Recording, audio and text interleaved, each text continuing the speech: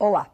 Lembra do nosso velho começo, não é? A química, aquela ciência que estuda a matéria era formada por átomos e nós vimos que esses átomos na natureza estão combinados através das ligações, buscando maior estabilidade. Então nós aprendemos ligação iônica, covalente. Lembrando da ligação iônica, nós tínhamos lá um metal, um não metal, alguém com vontade de doar elétrons, alguém com vontade de receber.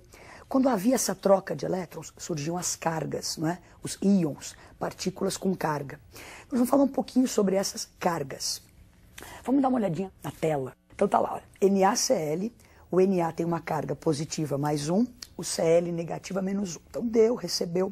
Essa carga, a partir de agora, nós podemos chamá-la de número de oxidação, ou carinhosamente de NOx. Então NOx, ou número de oxidação, é essa carga que surge quando os elementos estão combinados. Agora, se você olhar o outro exemplo, H2, a ligação é covalente.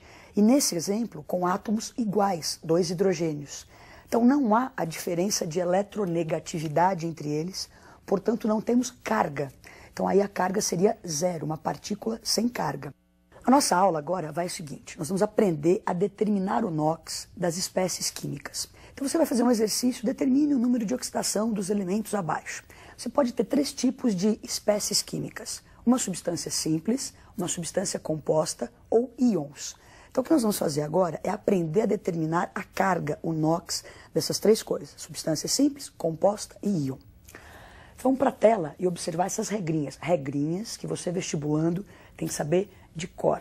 A gente costuma brincar, fala que de cor é de coração. Guarde elas no seu coração e na hora do vestibular elas estarão lá. Então olhe para a tela. Regrinhas para determinar o NOx, o número de oxidação. Toda substância simples vai ter carga zero. Então lembra que era uma substância simples, composta e íons. Então substância simples, zero. Quando você tem uma substância composta, você vai ter várias regrinhas dentro dessa subdivisão aí. Então metais alcalinos, eu coloquei os mais importantes aí, o sódio, o potássio, mas são todos os metais alcalinos. E a prata tem carga sempre mais 1. Os alcalinos terrosos, os mais importantes, magnésio e cálcio, e o zinco terão carga sempre mais 2. O alumínio tem carga sempre mais 3. Você pode se perguntar, nossa, mas por que 1, por que 2, por que 3? Você se lembra da aula de tabela periódica. Os metais alcalinos têm 1 elétron na última camada, então na família 1A.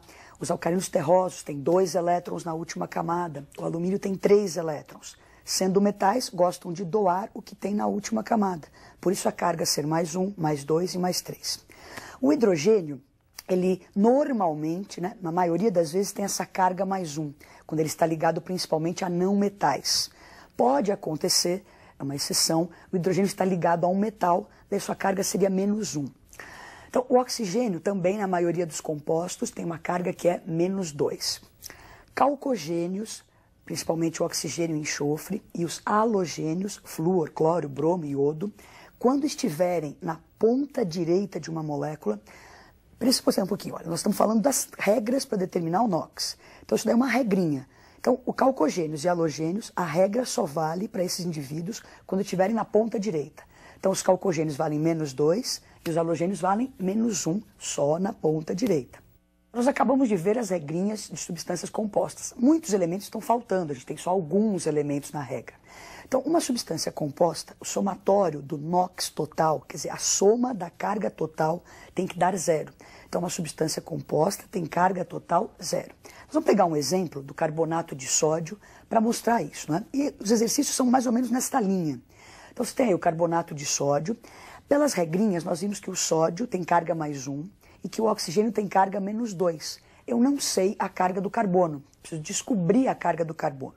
Bom, como eu tenho 2 átomos de sódio nessa estrutura, então eu vou fazer 1 vezes 2 e ali em cima então eu vou escrever a carga total de cada elemento. Então o sódio contribui com mais 2. Menos 2 vezes 3 átomos de oxigênio, eu tenho uma carga total do oxigênio que é menos 6. Esse somatório da carga total, nós sabemos que tem que dar 0 por ser uma substância composta. Então imagine que número que eu coloco ali no carbono, né, que quanto que o carbono contribui para que a soma dê 0. Então, mais 4. Então, como só tem um átomo de carbono, o NOx do carbono nessa estrutura é mais 4.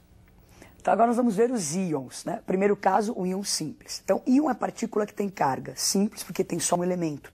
NOx é a carga do íon, quando eu tenho o íon simples. Então, o NOx é a própria carga. Agora, quando tiver um íon composto, Então, íon, partícula que tem carga, composto porque tem mais de um elemento, tem o S e o O.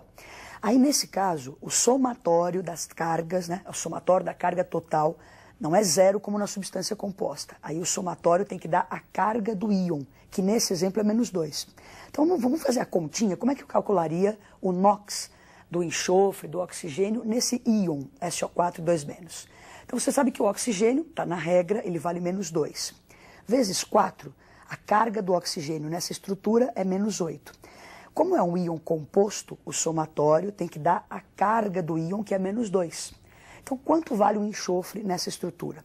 Bom, para que a soma dê -2, o enxofre vale mais 6. Bom, então vamos fazer uma experiência para demonstrar uma reação de oxirredução.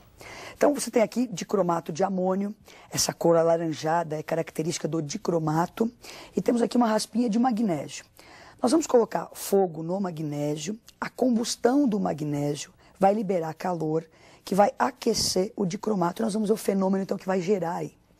Olha lá, cuidado, não façam isso na sua casa sem o auxílio de um adulto, não é? Ou nem façam.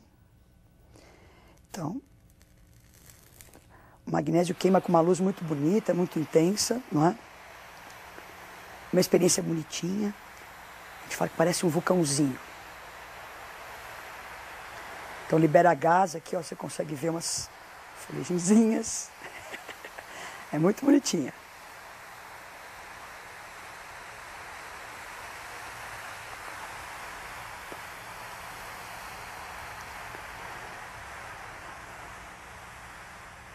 Olha só, o importante aqui, deixa eu mostrar para você não pensar que eu estou enganando você, não é?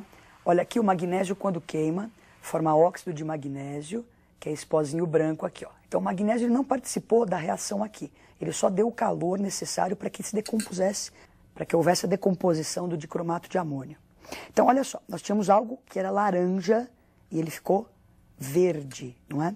Então essa mudança de cor é uma característica que nós vamos comentar daqui a pouquinho. Então olha só, olhem para a tela. Vamos equacionar as reações que aconteceram ali. Nós temos o magnésio, uma primeira reação, ele queima com o oxigênio do ar, formando óxido de magnésio, aquela coisinha branca que sobrou ao final.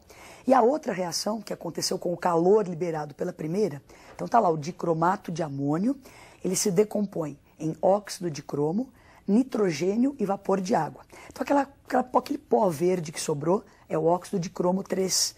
E o gás que foi liberado ali, nitrogênio e vapor de água. Então você conseguiu, olhando para essa reação, equacionando a reação ali no quadro, você conseguiu enxergar os elétrons? Nós não conseguimos, não temos essa visão além do alcance, não é? Para enxergar elétrons numa reação. Mas o NOx é a carga, e essa carga está ligada ao número de elétrons de um elemento. Então, com a ajuda do NOx, nós vamos poder observar o que acontece com os elétrons durante essas reações que nós fizemos aqui. Vamos dar uma olhadinha no NOx dos elementos que participaram das reações. Olha lá. Nós temos o magnésio, substância simples, tem carga zero. O oxigênio, também substância simples, também tinha carga zero. O que formamos, o óxido de magnésio, é uma substância composta. O magnésio alcalino terroso vale +2 e o oxigênio vale -2. Então, se você observa a reação, a substância entra de um jeito e sai do outro. Quer dizer, a carga, houve variação da carga, variação do NOx. Isso implica que o número de elétrons sofreu modificação. Então, o NOx é uma forma de você perceber o que ocorreu com os elétrons. Então, olha só, olhamos para a reação, vimos a variação do NOx. Isso indica que a reação é de óxido-redução. Então, uma reação em que ocorre transferência de elétrons, em que há variação do NOx, eu vou chamá-la de óxido-redução. Então, o que eu disse, você não consegue enxergar os elétrons para ver se houve ou não transferência de elétrons. Então, você faz o quê? Determina o NOx. Então, para gravar bem, olha para a tela lá. Então, uma reação de óxido-redução é aquela que tem transferência de elétrons, variação do NOx. Agora, nós vamos olhar de novo a reação e vamos especificar o que aconteceu com o magnésio e com o oxigênio. Nós vimos que é uma reação de óxido-redução, variou o NOx. Então, vamos olhar de novo para a reação. Então, está lá, magnésio com carga zero, oxigênio zero, 2+ e 2-. Então, vamos ver o que aconteceu exatamente com o magnésio. Então, a próxima tela vai te mostrar lá, o magnésio, que tem carga zero, foi para magnésio 2+. Então, o número de oxidação, o NOx, aumentou. Isso caracteriza o quê? Se ele tinha carga zero, prótons era igual a elétrons. Se ele ficou positivo, ele doou, ele perdeu elétrons. Então, durante essa reação, aconteceu uma oxidação. Então, o que é oxidar? É quando o elemento dá elétrons, o seu NOx aumentou. Então, o NOx aumentou, o elemento oxidou. Daí, o que aconteceu com o oxigênio? Vamos ver a próxima tela. Ele era 0, foi para -2, então a sua carga, o seu NOx, diminuiu. Isso caracteriza que ele recebeu elétrons. Esse processo em que o elemento recebe elétrons é chamado de redução. Então, oxidação, quando ele oxida, ele doou. Redução, quando ele reduz, ele recebe elétrons. Nós já sabemos o que é uma oxidação, já sabemos o que é uma redução. Vamos olhar outra reação que tinha acontecido com o dicromato. Então, olha para a tela. Nós temos ali o dicromato, onde o cromo tem carga +6, e do outro lado, no produto, nós temos o cromo, o óxido de cromo 3, onde o cromo tem carga 3. Então, uma outra característica das reações de óxido-redução é essa mudança de cor. Então, o cromo 6 é aquela cor laranja bonita que nós vimos ali. Ele foi reduzido, né, sofreu uma redução, a cromo 3, que tem a cor verde. Para as reações de óxido-redução, além de ter essa transferência de elétron, uma coisa que é bom que a gente lembre é essa mudança de cor. Agora nós vamos voltar a falar dessas reações de óxido-redução, mas um outro aspecto agora. Nós tínhamos lá o magnésio, que é a reação mais simples. O magnésio, o oxigênio, formando óxido de magnésio.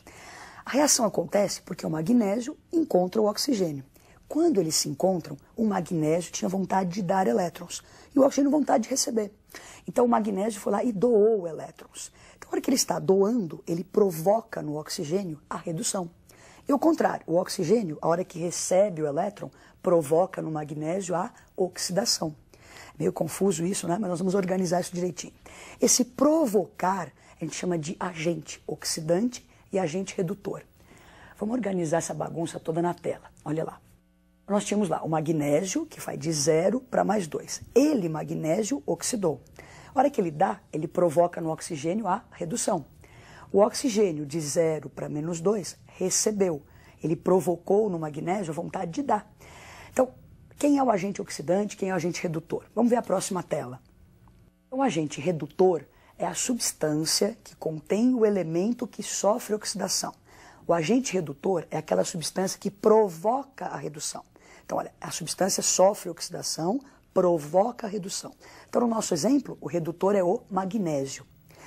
Quem é o agente oxidante, né? Então, o agente oxidante é a substância que contém o elemento que sofre redução. Quer dizer, é a substância que provoca a oxidação.